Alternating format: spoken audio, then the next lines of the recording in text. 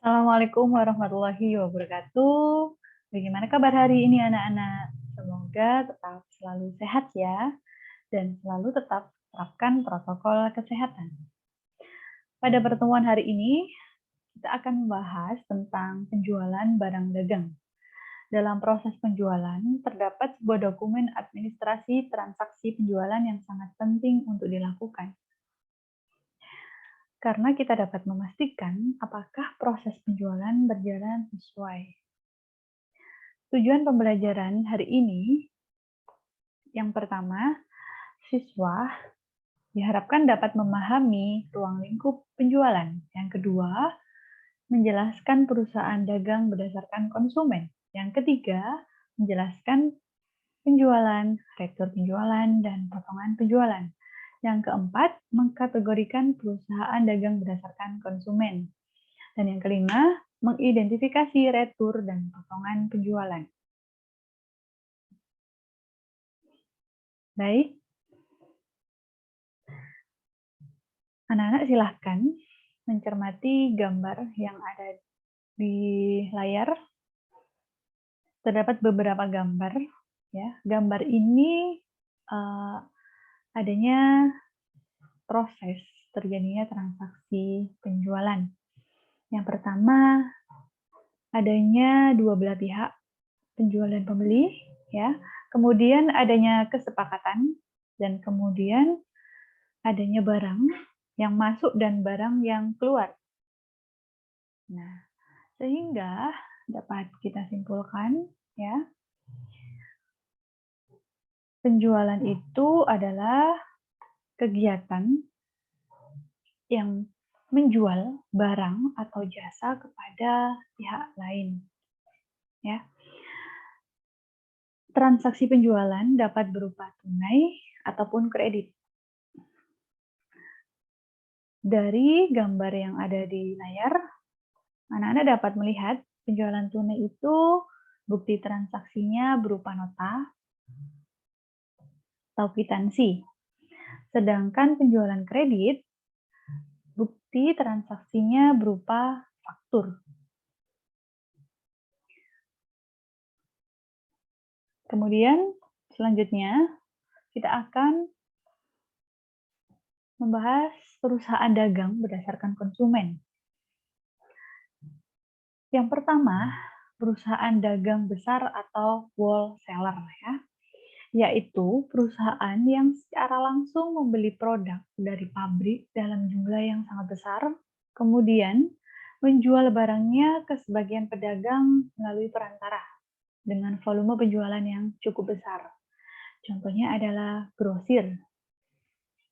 Selanjutnya, yang kedua, perusahaan dagang sementara atau middleman. Nah, ini perusahaan yang membeli dalam jumlah besar untuk dijual kembali kepada pengecer dalam jumlah yang sedang. Biasanya terdapat batasan ya atau minimal order gitu ya biasanya, atau minimal pemesanan. Kemudian yang terakhir yaitu perusahaan dagang pengecer atau retailer. Nah, perusahaan yang langsung ya menjual kepada konsumen secara eceran. Biasanya kita dapat menemui di sekitar lingkungan kita, contohnya adalah seperti Alfamart, Indomaret, Minimarket, ya, dan pasar swalayan. Nah, ini beberapa contoh dari jenis perusahaan dagang berdasarkan konsumen. Yang pertama wholesaler, ya. Nah, anak-anak dapat melihat, ya, contohnya adalah wholesaler tadi itu menjual dalam jumlah atau volume yang besar, ya, seperti ini. Kemudian middleman itu menjual ya dalam beberapa yang cukup besar, ya. Kemudian yang terakhir retailer. Nah, ini ya, seperti gambar yang ada di layar anak-anak, yaitu Alfamart, Minimarket, pasar swalayan, Indomaret, ya.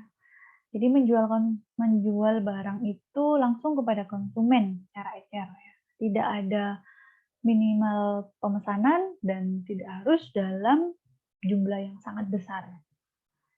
Inilah perbedaan dari 3 jenis perusahaan dagang yang berdasarkan konsumen. Selanjutnya, kita akan mempelajari tentang retur penjualan. Nah, retur penjualan itu kegiatan pengembalian barang disertakan dengan bukti transaksi atas retur penjualan, ya. Bukti transaksinya ini berupa nota kredit, ya. Nah, bagaimana terjadinya sebuah retur, ya, itu yang pertama dikarenakan ketidaksesuaian. Nah, ketidaksesuaian atas barang yang diterima oleh pembeli. Misalnya kita pada saat melakukan pemesanan, kita itu meminta untuk barang berwarna merah. Nah, kemudian yang dikirim adalah berwarna kuning. Nah, tidak terjadinya kesesuaian ya atas pesanan yang kita kirimkan. Kemudian yang kedua terjadinya kerusakan. Nah, kalau pada gambar yang anak-anak lihat ya, ini adalah sebuah kaleng ya. Kemudian kemasannya itu rusak sedikit, apa namanya, istilahnya. Nah, ini jadi kelihatan sekali ya bahwa kemasan ini tidak layak untuk dijual ya.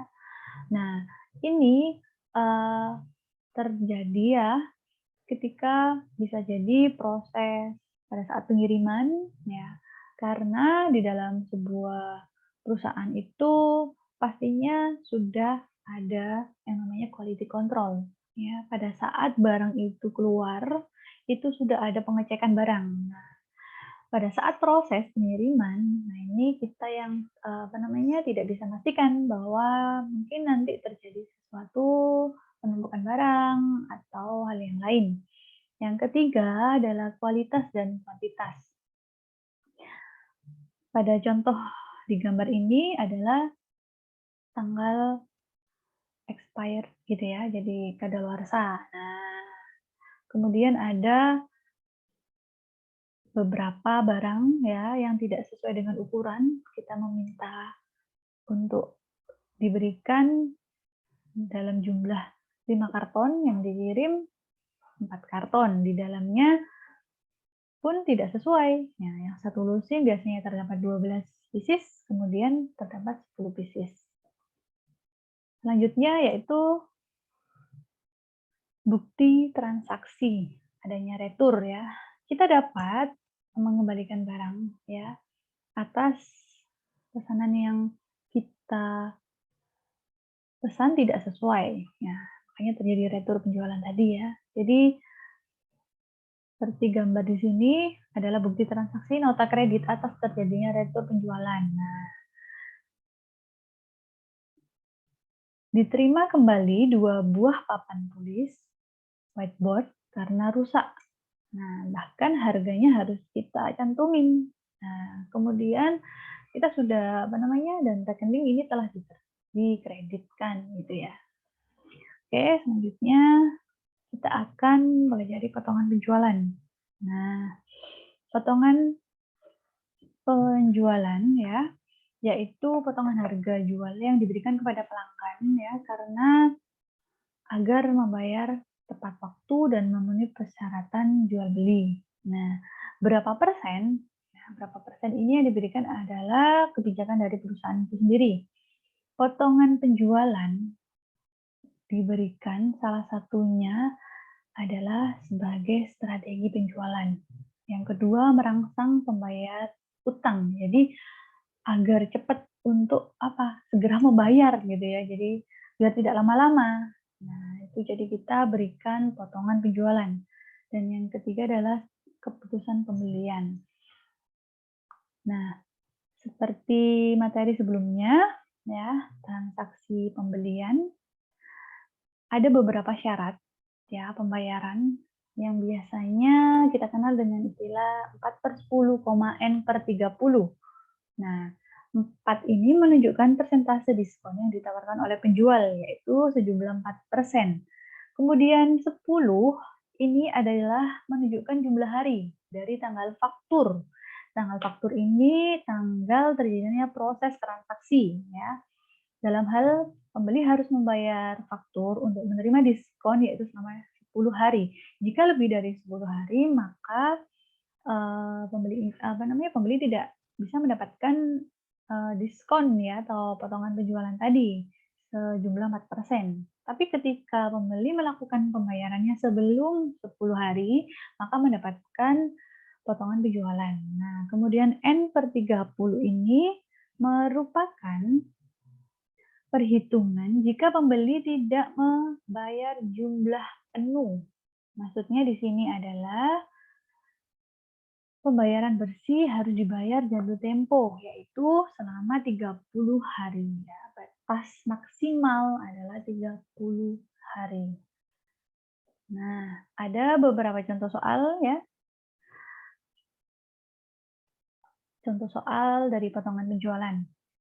Pada tanggal 2 Januari 2022, telah diterima tagihan dari toko bintang elektronik atas penjualan kepada PT Sentosa pada tanggal 20 Desember 2021 dengan pemesanan 8 unit laptop ya dengan harga 6.500.000. Syarat pembayaran 3/10,N/30. Toko bintang elektronik melakukan pembayaran atas transaksi pada tanggal 2 Januari 2022. Berapa jumlah uang yang diterima oleh PT Sentosa? Penyelesaiannya adalah sebagai berikut. Pertama-tama, kita harus menghitung jumlah keseluruhan total ya. 8 unit laptop, kemudian kita kalikan 6.500.000. Nah, ketemulah 52 juta. Kemudian, toko bintang elektronik mendapatkan potongan penjualan sejumlah 3%. Ya, kenapa mendapatkan potongan penjualan? Karena pembayaran dilakukan tidak lebih dari 10 hari, ya, yaitu kurang dari 10 hari. Maka uang yang didapat 1.190.000. Sampaikan jika ada pertanyaan, silahkan tulis di kolom komentar ya. Nah, sebelum kita mengakhiri pembelajaran hari ini, silahkan menjawab kuis ya anak-anak. Yang pertama, jelaskan perbedaan antara penjualan tunai dan penjualan kredit. Kemudian, kuis yang kedua, jelaskan dan jenis perusahaan dagang berdasarkan konsumen. Nah, silakan anak-anak menjawab kuis ini di kolom komentar. Baik, terima kasih hari ini telah menyaksikan dan telah mengikuti pembelajaran hari ini. Semoga apa yang sudah anak-anak pelajari hari ini mendapat ilmu yang bermanfaat dan barokah.